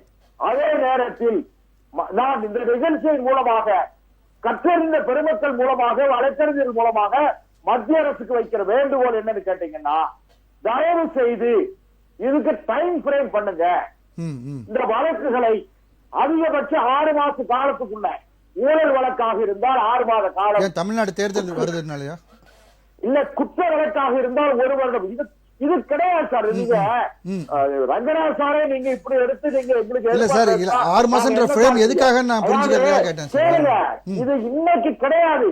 இது ஆண்டாண்டு காலமாக இனி அரசியல் சட்டம் இருக்கிற வரை, நாடாளுமன்றம் சட்டமன்றம் இருக்கிற வரை தொடர வேண்டியது. ஒரே ஒரு நிமிஷம் புரியுது. இல்ல புகழேந்தி சார் ரொம்ப நேரமா குறுக்கிட விரும்புறாங்க, அவங்களோட கருத்து நான் முடிச்சுவேன். அதாவது நீதிமன்றங்களுக்கு மத்திய அரசாங்கம் ஒரு வழிகாட்டு முறைகளை குடியரசுத் தலைவர் மூலமாக மத்திய அரசாங்கம் உச்ச நீதிமன்றத்திற்கு ஒரு வழிகாட்டுதலை கொண்டு வரணும். என்னன்னு கேட்டீங்கன்னா, இந்த வழக்குகள் ஊழல் வழக்காக இருந்தால் ஒரு குறிப்பிட்ட காலக்கெடுவுக்குள் அந்த வழக்கு விசாரித்து முடிக்கப்பட வேண்டும். எங்க வரையும் உச்ச நீதிமன்றம் வரை மேல்முறையீடு வழக்கு வரையும் குறிப்பிட்ட காலத்திற்குள் முடிக்கப்பட வேண்டும் என்கிற புரியுது. கண்டிப்பா ஆமா. இன்னொரு கேளுங்களேன், மணியில பணம் இல்ல, மணியில எதுக்கு இவ்வளவு பதட்டம், இவ்வளவு பயப்படுறீங்களே, என்ன காரணம்? இதுவரையும் நான் ஒரே ஒரு விஷயம் சார், பாரதிய ஜனதா கட்சி சார்ந்த ஒருவர் பதவியோடு அமைச்சராக ஊழல் வழக்கிலே அமைச்சராகவே தொடர்ந்து ஒருவர் இருந்தார் அப்படி நீங்க சொல்லிருங்க சார். நான் இந்த விவாதத்துல பொது மன்னிப்பு கேட்க. சரி, ரைட், ஓகே. நான் ஒரு இடைவேளை எடுக்க வேண்டியிருக்கு சார். இடைவேளைக்கு பிறகு நம்ம தொடர்ந்து புகழேந்தி சார், இடைவேளைக்கு அப்புறம் உங்ககிட்ட வரேன். இன்று பிரதமர் முதலமைச்சர்களை அமைச்சர் பதவி இழப்பு சட்ட மசோதா நாடாளுமன்றத்தில் தாக்கல் செய்தார் அமித்ஷா. அதில் பல்வேறு சர்ச்சைகள் இருக்கிறது, அது பற்றி நாம் விவாதித்து வருகிறோம். தொடர்ந்து விவாதிக்கலாம். புகழேந்தி சார், நீங்க இடைவேளைக்கு முன்னாடியே குறுக்கிட விரும்புனீங்க, சொல்லுங்க சார், உங்க கருத்துக்கள் சொல்லுங்க. அதாவது இப்ப நண்பர்கள்லாம் பேசிய அந்த பேச்சுக்கு பிறகு எல்லாரும் கவனமாக நம்ம நினைக்க வேண்டியது, இந்திய துணைக்கண்டத்தில் ஆட்சியில் இருக்கக்கூடிய இன்றைய அரசு, நம்முடைய தோழரோ நண்பர்களோ இதுல பொது கருத்து பொது சிந்தனையை பாருங்க. உங்களுடைய கட்சின்றதுக்காக நம்ம கோவப்பட்டு வேகமா பேச வேண்டிய அவசியம் இல்லை. ஏற்கனவே இப்ப என்னமோ நாட்டுல ஊழல் செய்யறவங்க எல்லாம் நல்லா இருங்க, ஊழல் செஞ்சா ஒண்ணு இங்க சட்டம் கிடையாது, ஊழல் செய்யறவங்களுக்கு எல்லாம் இங்க ஒண்ணு தண்டனை கிடையாதுன்னு ஏற்கனவே இருக்கிற மாதிரியும், இவங்கதான் இப்ப கொண்டு வந்துட்டு அப்படியே ஊழலுக்காக இவங்க பேசுற மாதிரியும் எல்லாமே நினைச்சு பார்த்தீங்கன்னா, அதுல கூட நான் ஏற்கனவே சொன்னேன், 5 ஆண்டுகள் சிறை தண்டனை பெறக்கூடிய குற்றங்களை கொண்டதற்கு 30 நாளுக்கு அவங்க உள்ள போயிட்டா அவங்களுக்கு பதவி எடுத்துருவோம் அப்படின்னு தான் இருக்கு. அப்படி பார்க்கும்பொழுது பொதுவாக எதை வேண்டுமென்றாலும் எந்த வழக்கு வேண்டுமென்றாலும் போடலாம், எதை வேணாலும் செய்யலாம் பொழுது இன்னைக்கு இது பழிவாங்குவதற்கு பயன்படுத்தல். அடுத்த இவங்க இன்னும் என்ன செய்வாங்க, அரசியலமைப்பு சட்டத்தினுடைய நமக்கு கொடுக்கப்பட்டிருக்க உரிமைகள், நமக்கு இருக்கக்கூடிய சலுகைகள் அனைத்தையுமே மறைக்கக்கூடிய அளவுக்கு இப்ப நான் மறுபடியும் கேட்கிறேன், இப்ப என்ன அவசியம், இப்ப என்ன அவசரம்? 2 ஆண்டுகள் ஒருவருக்கு தண்டனை பெற்றால் அவர் பதவியை இழப்பது என்பது எல்லாருக்கும் தெரிஞ்ச ஒண்ணு, சட்டப்படி இருக்கு ஏற்கனவே. ஆனா இவங்க எஃப்ஐஆர் ஸ்டேஜிலே நாங்க செய்வேன் என்று சொல்லுவதிலிருந்து பார்க்கும்போது பாரதிய ஜனதா ஏதோ ஒரு சதி திட்டம் வைத்திருக்கிறது. வாக்காளர் சேர்க்கையில ஏகப்பட்ட குளறுபடிகள், அது வெளிப்படையா வந்துகிட்டு இருக்கு. வாரணாசி தொகுதியிலேயே நடைபெற்ற செயல்களில பார்த்து இன்னைக்கு எல்லாம் வெளியில வந்துடுச்சு. அப்படி வரும்பொழுது இன்றைக்கு வாரணாசியில் அவங்க வந்து ஓகே சொல்லுங்க, தொடர்ந்து பேசுங்க சார். நீங்க பேச முடியுங்க, நான் சொல்றேன். இந்தியா முழுவதும் இன்றைக்கு அந்த பிரச்சனை பெரிதாக இருக்கு. இவங்க 3வது முறை ஆட்சிக்கு வந்ததே இந்த வாக்காளர் சேகரிப்பில் இருக்கக்கூடிய நடவடிக்கை மூலமாகத்தான் வந்திருக்காங்களே தவிர மக்கள் ஆதரவோடு வரலன்ற மாதிரி இன்னைக்கு ஒரு பிரச்சனை தெளிவா வந்துடுச்சு. இல்ல சார், இப்போ நீங்க நான் என்ன சொல்ல வந்தேன்னா, வாரணாசியில வந்து நீங்க சொல்றீங்க, ஆனா நீங்க வந்து அதோட முக்கியமா அயோத்தியில ராமர் கோவில் கட்டின இடத்துலயே அவங்க உத்தரப்பிரதேச மாநிலங்களில் பல இடங்கள்ல பின்னடைவை சந்திச்சாங்களே சார். சார் அப்போ அது அந்த இடத்துல அவங்க ஒர்க் ஆகலையா? அந்த எஃப்ஐஆர் அந்த எஸ்ஐஆர்லாம் ஒர்க் ஆகலையா? இந்த வேலையை செய்யறதுக்கு அவங்களுக்கு முடியாம இருக்கலாம். ஒரு இடத்துல தப்பு செஞ்சுட்டா ஒரு இடத்துல செய்ய முடியல. வாரணாசி தெளிவாக ஒரு வீட்டுல இருந்து எடுத்து குறிப்புகளை எடுத்து காட்டுறாங்க. 54 வயது அப்பாவுக்கு, அவருக்கு 52 பிள்ளை, ஒரு பிள்ளை வயசு 78, ஒரு பிள்ளையின் வயசு 28. எல்லாம் தமிழ்நாட்டுல இலங்கையை சேர்ந்த ஒருவர் தமிழ்நாட்டில் குடியுரிமை பெற்று ஆதார் அட்டை பெற்று வாக்காளர் அட்டை பெற்று இருந்ததை தேசிய பாதுகாப்பு முகமை கண்டுபிடிச்சு கைது பண்ணிருக்காங்க. இப்போ ஒரு மாசம் கண்டுபிடிச்சு இன்னைக்கு வெளியில வந்துடுச்சு. அங்க போய் பார்த்தா இவனிங்க 54 ஓட்டு வெளியூர்காரங்களை கொண்டு வந்து வைக்கிறது, புலம்பெயர்ந்தவர்களுக்கு எல்லாம் ஓட்டு போட வைக்கிறது, அவங்களுக்கு வீடு வாசலே கிடையாது, அவன் வந்து ஓட்டு போடுறது. இப்படி பிளான் பண்ணி திட்டம் போட்டு அழகா இவங்க கூட இருந்தவரே முன்னாள் முதலமைச்சர் நவீன் பட்நாயக் தெளிவா சொல்றாரு, என்னுடைய தொகுதிகளிலே நாங்க 21 தொகுதி ஆய்வு பண்ணோம். அந்த ஆய்வு பண்ணதுல 100 ஓட்டு தான் ஒரு பூத்துல இருக்கு, 100 ஓட்டு போட்டிருக்குன்னு நாங்க பாக்குறோம். அப்புறம் ஓட்டு எண்ணி வெளியில ரிசல்ட் வரும்போது பார்த்தா 150 ஓட்டா இருக்கு. இப்படி திட்டம் போட்டு இவர்கள் செய்திருக்கிற இந்த வாக்கு திருட்டு வேலைக்கு மாறாக இந்தியா முழுவதும் பேசணும் அப்படின்றதுக்காக இன்னைக்கு பார்லிமெண்ட்ல ஒண்ணு தெரியுங்களா, நேற்று மாலையில தான் இவங்களுடைய உள்துறை செயலகமே வந்து நாடாளுமன்றத்தினுடைய அவைக்கு, நாடாளுமன்றத்தினுடைய அலுவலகத்துக்கு இந்த பிரச்சனையை கொடுக்குது. உடனடியாக காலையில இது வந்து ஒரு உருவம் கொடுத்து கொண்டு வந்து நிக்கிறாங்க. ஆக இதில் அவசரம் இருக்கு, அவசியம் இருக்கு. இவர்கள் பிளான் ஏதோ ஒரு பின்புலம் இருக்கு, அதுக்கான திட்டம் இருக்குன்றதை உங்க கருத்தை நடத்துக்கிறேன். திரு ரமேஷ் சார், அதாவது என்ன கான்ஸ்பிரசி இருக்கிறதுக்கான சாத்தியக்கூறுகள் இருக்கு? இது வந்து அவசியத்தை கொண்டு வரும்போது இது வந்து சந்தேகத்துக்கு உள்ளாகுதுன்றது புகழேந்தி சார் தொடர்ந்து வலியுறுத்திட்டே இருக்காரு. இப்போ இவங்க இந்த மசோதாவை தாக்கல் செய்த உடனே இப்போ அண்ணன் வந்து வாக்கு திருட்டை பற்றி பேசினாங்க. ஆக்சுவலாக வாக்கு திருட்டு சொன்னவரே சஞ்சய்குமார்ன்ற ஒருத்தர், அவர் இன்னைக்கு தெளிவாக சொல்லிருக்காரு. தேர்தல் ஆய்வாளரும் வளர்ந்து வரும் சமுதாயங்களின் ஆய்வு மையத்தை CSTS அமைப்பு சார்ந்தவருமான சஞ்சய்குமார் எக்ஸ் வலைதளத்தில் போட்டிருக்காரு. என்ன போட்டிருக்காருன்னா, இந்த மகாராஷ்டிரா சட்டப்பேரவை தேர்தல், அதுக்கு நடைபெற்ற நாடாளுமன்ற தேர்தல் தரவுகளை ஒப்பிட்டதில் தவறு நேர்ந்து விட்டதாக, தவறான புரிதல் அடிப்படையில் இந்த தரவுகளை வெளியிட்டதாக மன்னிப்பு கோரியிருக்கிறார். அவர் ஒரு ஆய்வாளர் சொல்லியிருக்கார். சரி, இதுக்கு காங்கிரஸ் என்ன பதில் சொல்லுதுன்னு பார்த்தீங்கன்னா, காங்கிரஸினுடைய வாக்கு திருட்டு குற்றச்சாட்டு அந்த STS அந்த என்னது அந்த SIR கிடையாது, CSTS அந்த சொன்ன அறிக்கையின் மட்டும் சொல்லல, எங்களுடைய தொண்டர்கள் சொன்னாங்க, வெளியில இருந்து பல தரவுகள் வரப்பட்டதுன்னு சொல்லுது. அதான் தேர்தல் ஆணையம் சொல்லுது. நீங்க ஒரு அபிடவிட் கொடுத்துருங்க, பிரணாம பத்திரத்தை கொடுங்க, தப்பு நடந்ததுன்னா ஒரு அபிடவிட் கொடுத்தா நாங்க அதை விசாரிக்க போறோம். நீங்க அபிடவிட் கொடுக்காத சமூகத்தினுடைய பொது வெளியில தானே நீங்க சோசியல் மீடியாவில் தானே பேசுறீங்க. கடந்த 10 நாளைக்கு முன்பாக கூட உச்சநீதிமன்றம் சொன்னது, இல்ல அவங்க 6 மாசமா ஸ்க்ரூட்டினைஸ் பண்ணி அதற்கு பிறகு அந்த தரவுகளை வந்து அவங்க தேர்தல் நீங்க தேர்தல் ஆணையத்துல தானே சார் போய் கொடுக்கணும். அவங்க தான் கேக்குறாங்களே, எங்க போற வழியில வந்து கைது பண்ணிடுறீங்களே, எங்க பார்லிமெண்ட் தேர்தல் ஏங்க நீங்க அபிடவிட் கொடுனா நீங்க நாடாளுமன்றத்தை நோக்கி பேரணியா போனீங்கன்னா அபிடவிட் கொடுக்கறதுக்கு ஏன் சார் நீங்க யார் குற்றம் சாட்டினாங்களோ அவங்க குற்றச்சாட்டை வைங்க. நாடாளுமன்ற தெளிவா சொல்லிருக்காங்க, 15 லட்சம் நீங்க வந்து 1.5 லட்சம் வாக்காளர்களுக்கு நான் வந்து நோட்டீஸ் அனுப்ப முடியாது சார். இன்னொன்னு இருக்கு அந்த சட்டத்துல, நீங்க ஒரு தொகுதியில் வாக்காளர் இல்லாதவர், இப்ப என் தொகுதியில வாக்காளர்னா நான் அந்த தொகுதியில குற்றம் சாட்டலாம். எனக்கு வந்து கர்நாடகாவில் வாக்கு இல்ல ராகுல் காந்திக்கு, அந்த மாதிரி வாக்காளர்கள் இல்லாதவர் ஒரு அபிடவிட் கொடுக்கணும்ன்றது சட்டமே இருக்கு. சரி, நீங்க அபிடவிட் கொடுங்க, எந்தெந்த இடத்துல எது இருக்கு நீங்க சொல்றீங்களா, இவ்வளவு குற்றச்சாட்டு சொல்றீங்களா, 7 குற்றச்சாட்டு சொல்றீங்களா, இந்த தொகுதியில் இது நடந்திருக்குன்னு கொடுங்க. அபிடவிட் அவங்க திருப்பி கொடுக்கலன்னா நீங்க தரவுகளின் அடிப்படையில் எடுங்க. அதுல ஒன்றும் கருத்து சொல்லியே. நீங்க தேர்தல் ஆணையரே எப்படியா இருந்தாலும் ராகுல் காந்தி அவர்களை நாங்கள் மன்னிப்பு கேட்க வைப்பேன்னு சொல்றாங்க. நீங்க சார் இதெல்லாம் ஜனநாயகத்தின் ஞானேஸ்வர் அவர்களை பர்టిక్యులரா வந்து குறி வச்சு அவங்க வந்து எல்லாரும் அவருக்கு எதிரான அவருடைய பதாகைகள் அவருடைய போட்டோ ராகுல் காந்தியுடைய ஒட்டுமொத்த கொள்கையை எல்லா ஜனநாயக துணையும் ஆற்றார். ஒரு பக்கம் பார்த்தா ஒரு நாள் நீதிமன்றத்தை குறை சொல்றது, ஒரு பக்கம் பார்த்தா தேர்தல் ஆணையத்தை குறை சொல்றது, ஒரு பக்கம் பார்த்தா அரசு இயந்திரத்தை குறை சொல்வது, இப்படிதான் அவர் செஞ்சுட்டு இருக்காரு. ஆகவே நீங்க வந்து எதை குறை சொன்னாலும் பரவாயில்லை. என்ன தேர்தல் நீங்க வந்து ஜனநாயகத்தில் குறை சொல்லுங்க, உங்களுடைய குறைகள் ஏற்றுக்கொள்ளப்படும். ஆனால் தரவுகளின் அடிப்படையில் நீங்க பிரமாண பத்திரத்தை கொடுங்கன்னா கொடுத்துட வேண்டியதானே. இதை போய் நீங்க இதுக்காக போராட்டங்களும் ஆர்ப்பாட்டங்களும் மிகப்பெரிய பேரணிகளும் நடத்துவதில் நீங்க மக்களை குழப்புகின்ற, மக்களை திசை திருப்புகின்ற, அது மிகப்பெரிய ஜனநாயக நாட்டில் ஒரு மிகப்பெரிய கலவரத்தை ஏற்படுத்துகின்ற முயற்சியாக மாறிடும். சரி, ஓகே, ரைட், ஓகே சார். இப்போ சதாநாடர் சார், அதாவது இன்றைக்கு தொடர்ந்து இந்த மாதிரியான ஒரு வழக்குகள் மக்கள் மத்தியில் எப்படி ப்ரொஜெக்ட் பண்ணப்படும் அப்படின்னு நீங்கள் பார்த்தீங்க அப்படின்னா, அதாவது இப்போ நாங்கள் வந்து ஒரு ஊழலுக்கு எதிரான ஒரு மசோதாவை கொண்டு வரோம், இன்னைக்கு எதிர்கட்சிகள்லாம் எதிர்க்கிறாங்க, அப்போ அவங்கெல்லாம் ஊழலுக்கு ஆதரவாக இருக்காங்க அப்படின்ற மாதிரி ஒரு போற்றே ஆகுமா எப்படி? சார் அப்படி இல்லை சார். இப்போ பிஜேபி கிட்ட இடி இருக்கு, எல்லாமே இருக்கு. இப்போ ஒரு எதிர்கட்சியை மிரட்டணும், ஒரு பாராளுமன்றத்தில் இந்தியா முழுவதும் பேசப்படணும். அப்படி இருக்கும்போது மிரட்டுறதுக்கான வேலைகள் தான் இது. வேற ஒன்றும் இல்லை. இடியை விட்டா எப்போ ஒரு பொய் வழக்கு போடலாம், முதல்ல ஒரு சார்ஜ் ஷீட் போட்டு எஃப்ஐஆர் போட்டாவே 30 நாள் ரிமாண்ட் பண்ணலாம். அதுக்கு எல்லா அதிகாரமும் மத்திய அரசாங்கத்துக்கு இருக்கு. அப்ப மிரட்டல் தான். செந்தில் பாலாஜிக்கு என்ன நடந்துச்சு? 1 வருஷம் அவர் ஜெயிலில் இருந்தார் இல்லையா? அது ஒரு மிரட்டல். ஏதோ ஒரு விதத்துல மிரட்டி இவங்களை அடிபணிய வைக்கணும்.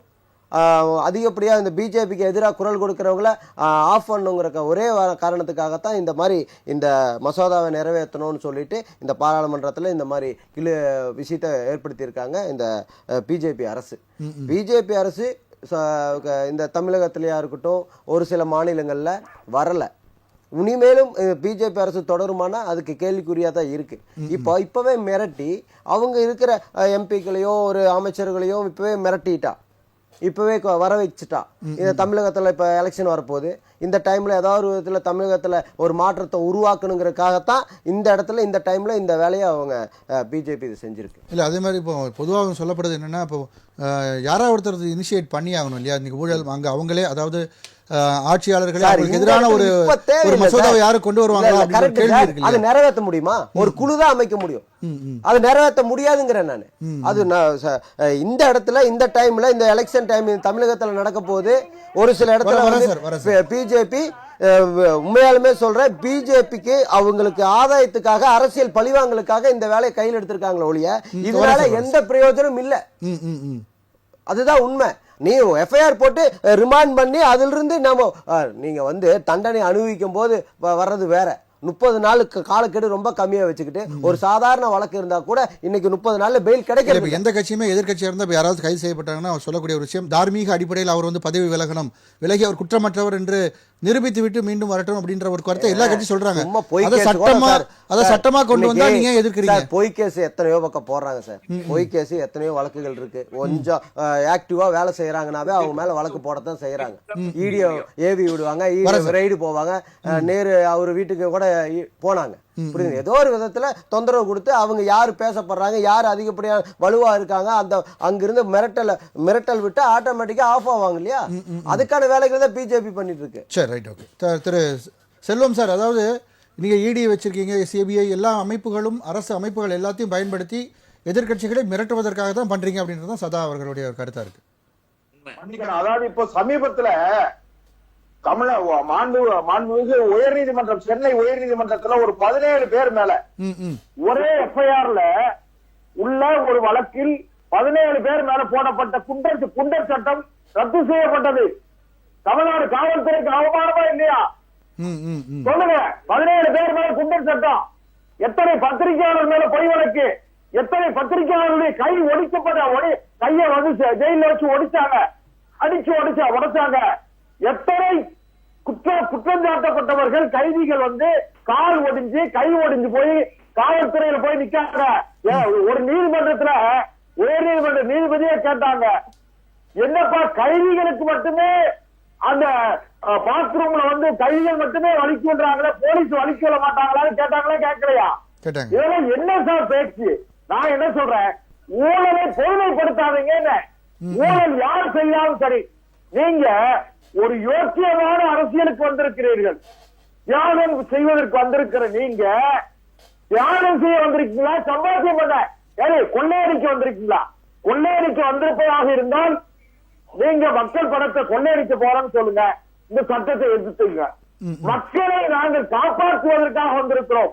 எதிர்காலத்தில் இளைய சமுதாயம் ஊழல் இல்லாத ஒரு வாழ்க்கை வாழ்வதற்கு பாரதிய ஜனதா கட்சி எடுக்கிற முன்முயற்சியை நீங்க ஆதரிக்கிறதுனால பரவாயில்ல, எதிர்க்காதீங்க. நீங்க இன்னொரு கேளுங்க, சதா சொன்னாங்க, தம்பி சதா சொல்லும் போது இது எப்படி நிறைவேறும்? பார்லிமெண்ட்ல பாருங்க சார், பார்லிமெண்ட்ல பப்ளிக் டிபேட், பார்லிமெண்ட்ல டிபேட் ஹவுஸ்ல டிபேட் பண்ணி அதுக்கு பிறகுதான் இந்த சட்டம் ஆகும். கடந்த நீங்க டிபேட் பண்ணும்போது எதிர்க்கட்சிகள் எல்லாம் வெளியே அனுப்பிடுறீங்க யுனானிமஸா, அப்புறம் நீங்களே நிறைவேற்றிடுறீங்க பல சட்டங்களை. இப்போ பேரணி நடக்கும்போது எல்லாரும் கைது செஞ்சுட்டு மசோதாக்கள் நிறைவேற்றிட்டு இருந்தீங்க பார்லிமெண்ட்ல. எதிர்க்கட்சிகளுக்கு வாதம் செய்வதற்கு வழி இல்லை. எதிர்க்கட்சிகள் வந்து ஊழலின் ஒட்டுமொத்த முகமாக இருக்கிறார்கள்.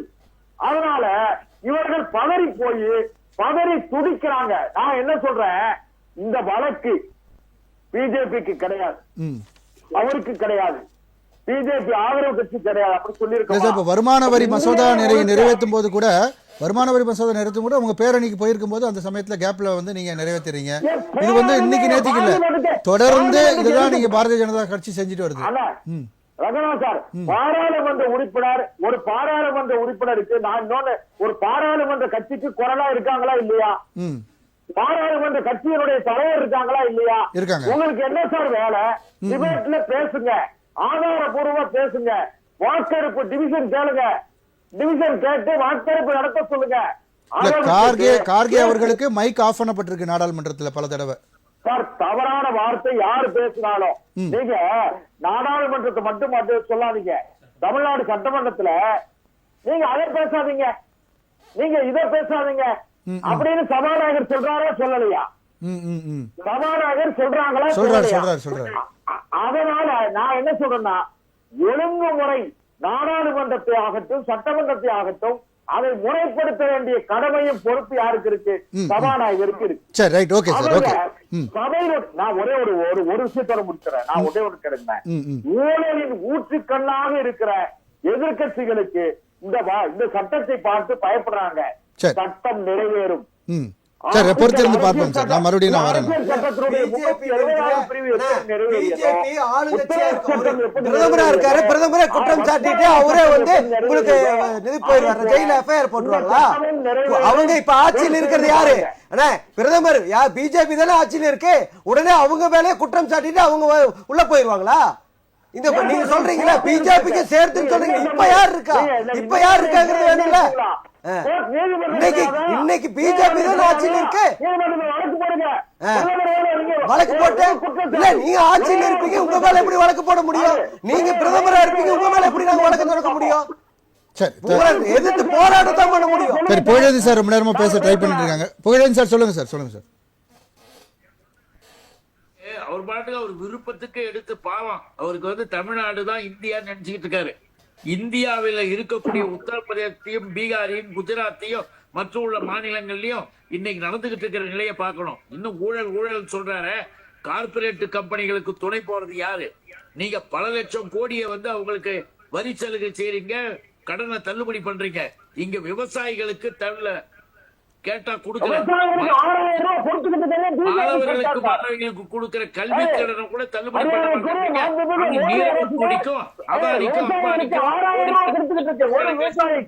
அது என்ன அர்த்தம்?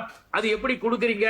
கார்பரேட் கம்பெனிகளுடைய அரசாங்கத்தை நடத்திக்கிட்டு இங்க வந்து கதை பேசிட்டு இருக்கீங்க. இங்க அருமையான ஆட்சி அடைக்கிட்டு இருக்குது.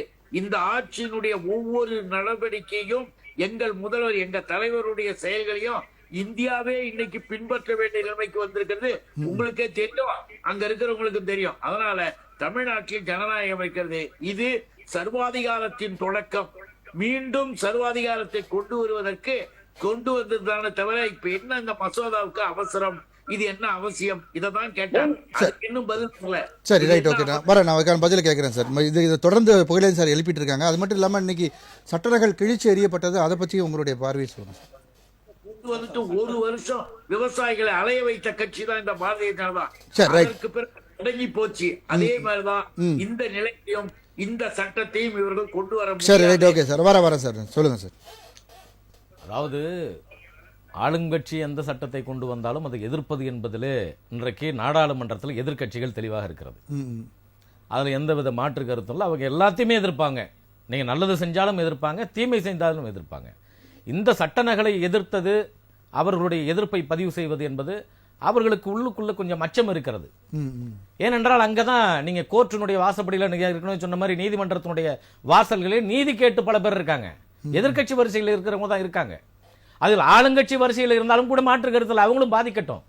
ஆனா அப்படி இல்லை. நிறைய பேர் வந்து இப்போ வாஷிங் மிஷின் ஸ்கீம்ல வந்து உள்ள வந்துட்டாங்கன்னா அவங்க புனிதர்கள் ஆயிடுறாங்களே பிஜேபி. அப்படிலாம் யாரும் புனிதராக முடியாது சார்.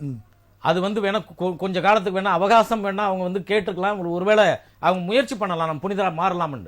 சட்டத்தின் கீழ் தான் ஆட்சி. எல்லாமே வந்து நீதியரசர்களுடைய கையில இருக்கு. நீங்க ஒரு குற்றம் சாட்டப்பட்டவர் வந்து நீங்க நீதிமன்றத்துக்கு போயிட்டாருன்னா நீதியரசருடைய தீர்ப்புல தானே இருக்கு. நீங்க வந்து ஒரு நீதி தீர்ப்பை வந்து நீங்க வந்து ஒரு நாடாளுமன்றமோ ஒரு சட்டமன்ற உறுப்பினரோ ஒரு பிரதமரோ சொன்னா அவர் செஞ்சிருவாரா? இன்னைக்கு உச்ச நீதிமன்றத்தினுடைய தலைமை நீதிபதி வந்து குடியரசுத் தலைவருக்கு கொட்டு வைக்கிறார். அங்க அவங்க வைக்கப்பட்ட வாதங்களை இன்றைக்கு முழுமையா கேட்கிறார். கவாய் அவர்கள் கேட்கிறார். நீங்க அரசு, மத்திய அரசு மேல் முறையீடு செய்கிறது. நீங்க குடியரசுத் தலைவருக்கே இப்படிப்பட்ட ஒரு கெடு வைத்தால் அவருடைய விருப்பங்கள் இங்கே நிறைவேறுவதற்கான வாய்ப்புகள் எப்படி கிடைக்கப்படும் என்று இன்றைக்கு மத்திய அரசு கேட்கிறது. ஒரு உச்சநீதிமன்றத்தினுடைய தளபதி, ஒரு உச்சநீதிமன்றத்தினுடைய தலைமை நீதிபதி அவ்வளவு பெரிய அதிகாரம் கொண்டவராக இருக்கிறார். நீங்க இதுல ஆளுங்கட்சியாக இருந்தா எதிர்கட்சியாக இருந்தா குடியரசுத் தலைவருக்கு இங்க இருக்கக்கூடிய நம்ம கவர்னர்களுக்கு அவர்கள் வந்து அங்கே நீதிமன்றத்துக்கு நின்று அவர்கள் சட்டத்தினுடைய பிடியிலை மாட்டுகின்ற பொழுது நீங்க அது ஆளுங்கட்சி தரப்பாக இருந்தாலும் சரி, எதிர்கட்சி தரப்பாக இருந்தாலும் சரி, அதில் பாதிக்கப்படுவார்கள் தான். அவர் தூத்துக்குடி செல்லும் மாதிரி சொன்ன மாதிரி மடியில கனம் இல்ல, வழியில பயம் இல்லை என்பவர்களுக்கு தான். நீங்க வந்து பயம் இல்லைன்னு சொல்றீங்களா? எதுக்கு பயப்படுறீங்க? கண்டிப்பா சார். ஆகவே இந்த தேசம், இந்த தேசத்தினுடைய நலம், மக்களுடைய நலம், மிகப்பெரிய ஜனநாயக நாடு மீண்டும் ஜனநாயக பாதையில இருக்க வேண்டும் என்று சொன்னால் தெளிவான ஆட்சி, ஊழலற்ற ஆட்சி, நேர்மையான ஆட்சி, தூய்மையான ஆட்சி, வெளிப்படைத்தன்மையான ஆட்சி என்பது சட்ட மசோதா தொடர்பாக. அதான் இந்த தேசத்தில் இருக்கக்கூடிய அத்தனை மாநிலங்களாக இருந்தாலும், அத்தனை யூனியன் பிரதேசங்களாக இருந்தாலும், இந்த தேசமாக இருந்தாலும் சரி, ஆள்கிறவர்கள் நேர்மையாக, எளிமையாக, தூய்மையாக, அப்பழுக்கற்றவர்களாக, வெளிப்படைத்தன்மையாக இருக்க வேண்டும். இல்லை என்றால் அவர் பொது வாழ்க்கைக்கு வர வேண்டாம். Okay sir. ஆகவே அதுதான் இந்த சட்டத்தினுடைய தீர்மானமாக சொல்லுங்க. சரி, நன்றி சார். ஒரு நல்ல நோக்கத்துக்காக கொண்டு வந்ததை நீங்க வந்து எதிர்த்து இருக்கீங்க சார். எது நல்ல நோக்கங்கிறீங்க சார்? சொன்னீங்க ஒரு பட்டியல் போட்டாங்க. அதைத்தான் சார் சொல்றேன். இது ஒரு நல்ல நோக்கமே கிடையாது. ஒரு பழிவாங்கலுக்காக ஒரு இந்த ஒரு உங்களுடைய நிறைவு கருத்து அதைத்தான் சொல்றேன். பீகார்ல வாக்கு திருட்டை பத்தி அவரு ராகுல் காந்தி பேசியது போல நான் முதல்ல இருந்து சொல்றது அதே விஷயம் தான். அதற்காக மட்டும்தான் வந்து இந்த பிரச்சனையை அவங்க கையில் எடுத்திருக்காங்க. இந்தியா முழுவதும் பேசணும். இதுல வந்து இன்னைக்கு எதிர்கட்சிகளை எல்லாம் எதிர்ப்பு தெரிவித்து கிழிச்சு போட்டதுல சரியானதுதான். அதுல எந்த மாற்றமும் கிடையாது. எதுக்காக சொல்றோம்? ஒரு கண் துடைப்புக்காக ஒரு குழு அமைச்சிட்டு இன்னைக்கு எப்படியாவது பயமுறுத்துறோம். இன்னைக்கு பிஜேபியை கால் ஊனணும். தமிழகத்திலேயோ மற்ற மாநிலங்களிலும் பிஜேபி சட்டம் கொண்டு வரதே வந்து மாநிலங்கள்லயும் கால் ஊன்றக்க இது ஒரு கண் துடைப்புக்காகத்தான். இப்போ நான் சொல்றேன், இது வந்து இது நிறைவேற்றப்படுமானா நீங்க பாப்பா பொறுத்திருந்து பார்ப்போம். அது அடுத்த டைம்ல நம்ம பேச போறோம். அது என்ன நடக்குதா நடக்கலையான்னு தெரிய போகுது. அது எந்த மாற்று கருத்தும் கிடையாது. இது மிரட்டுவதற்காக மட்டும் இந்த வேலையை பார்த்துருக்காங்க. இதே திமுக ஆட்சி சிறப்பான முறையில் தளபதியார் அவர்கள் நடத்திட்டு வர்றாங்க. இதில் ஏதோ ஒரு குழப்பத்தை உண்டாக்கணும். தமிழகத்தில் மட்டும் இல்லை, பிஜேபி அல்லாத மாநிலங்களை அனைத்து இடத்துலையும் மிரட்டல் விடுத்தணும். அங்கே யாரெல்லாம் ஒரு ஆளுமையாக இருக்கிறாங்களோ அவங்களுக்கெல்லாம் ஒரு ஈடி அனுப்பணும். அதுக்கான வேலைகளை செய்வதற்காகத்தான் இந்த சட்டத்தை கொண்டு வந்திருக்காங்கன்னு தான் என்னோட நிலைப்பாடு. கண்டிப்பாக நன்றி சார். சார், இப்போது பல மாநிலங்களில் இன்னும் நீங்கள் வந்து ஆட்சியில் இப்போ சமீபத்தில் திரிணாமுல் காங்கிரஸ் எம்பின்னு நினைக்கிறேன், அவங்க கூட நம்ம தேசியத்தை சொல்லி அதில் இருக்கக்கூடிய திராவிடமாக இருக்கட்டும், பங்காவாக இருக்கட்டும், இதிலெல்லாம் வந்து பிஜேபி ஆட்சியில் இல்லைன்னு சொல்லியிருக்காங்க. ஸோ இந்த மாதிரி இடங்கள்லையும் கால் ஊன்றுவதற்கான ஒரு முயற்சியாக தான் இந்த திட்டம் இருக்கா சார்? ஆனால் நீங்கள் வந்து அரசியலை உற்று நோக்கக்கூடியவர் ஹரியானால யார் இருந்தா இப்ப யார் இருக்கா, ஒரிசால யார் இருந்தா இப்ப யார் இருக்கா. அதனால நீங்க அதெல்லாம் இதையும் சேர்க்காதீங்க.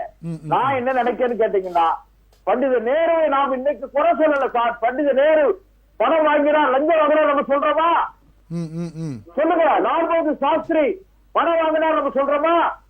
நீங்க சொல்லுங்க சார். பட்டேல், அது இந்தியாவுடைய இரும்பு மனிதர் என்று பேசப்படுகிற பட்டேல் பணம் வாங்கிட்டார் நம்ம சொல்றோமா? மொரார்ஜி தேசாய் பணம் வாங்கினாரா? வாஜ்பாய் பணம் வாங்கினாரா? நம்ம டாக்டர் மன்மோகன் சிங் பணம் வாங்கிட்டார் நம்ம சொல்றோமா சார்?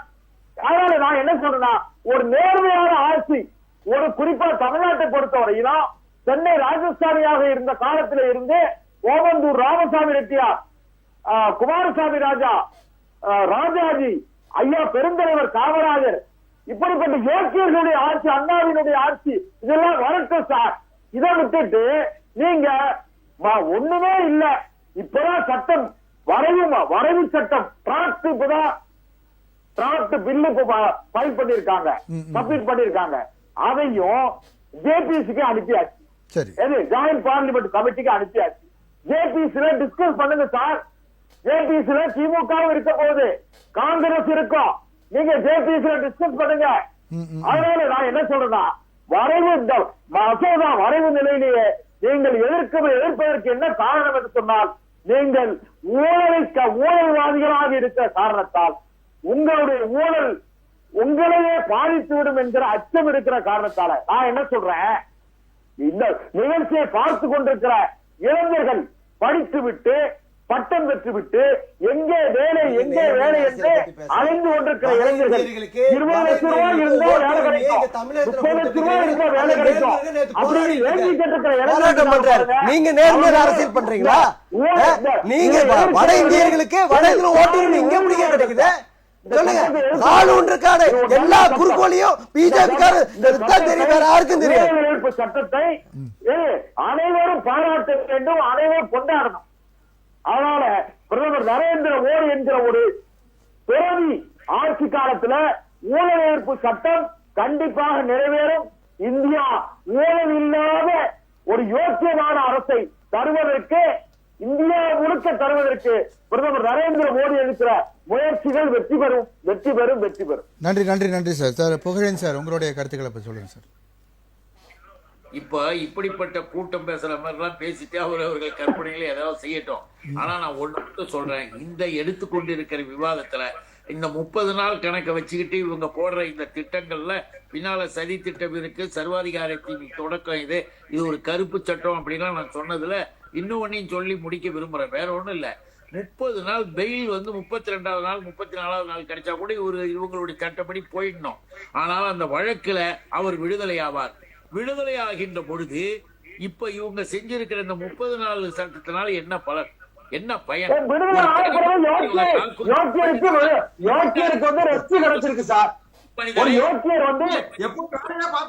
வீட்டு கொஞ்ச நாள் இருந்துட்டு போறாரு, அதுக்கு பிறகு வரட்டுமே. என்ன சார் நிறைவு கருத்து பதில் சார்.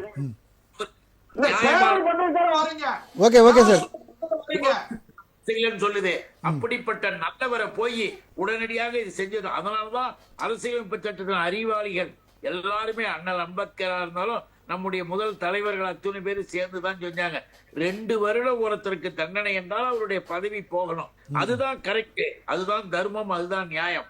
அதை கெடுத்து குட்டிச்சவராக்கிற அமித்ஷா, நரேந்திர மோடி என்கின்ற மிகப்பெரிய ஊழல்வாதிகளினுடைய கார்பரேட் கம்பெனி அரசினுடைய இந்த சட்டத்தை முழுமையாக நாம் எதிர்க்கிறோம். இது சர்வாதிகார அரசு, சர்வாதிகார. நீங்க ஊழல்வாதிகள் அவங்கள சொல்றீங்க, ஏதாவது ஒரு குற்றச்சாட்டுகளை சொல்லுங்கன்னு கேக்குறாங்க. பொத்தாம் பொதுவா குற்றச்சாட்டு சொல்லாதீங்கன்னு சொல்றாங்க. இந்த திட்டத்தில் இவரை வருவாங்க லஞ்சம் பெற்றார், லஞ்சம் பெற்றார் சொல்லுங்க. சரி, புகழேந்தர் ஆதாரம் இல்லாத குற்றச்சாட்டுகள் பதிவு பண்ண வேண்டாம். கண்டிப்பா நம்ம இன்னொரு சந்தர்ப்பத்தில் இன்னும் விரிவாக விவாதிக்கலாம், நேரம் இல்லை. நன்றி நன்றி புகழேந்தர் சார், நன்றி நன்றி. நம்முடன் விவாதத்தில் பங்கு பெற்ற விருந்தினர்கள் அனைவருக்கும் நன்றி. நன்றி புகழேந்தர் சார், நன்றி. மீண்டும் ஒரு விவாத நிகழ்ச்சி சந்திப்போம். நன்றி, வணக்கம். நன்றி.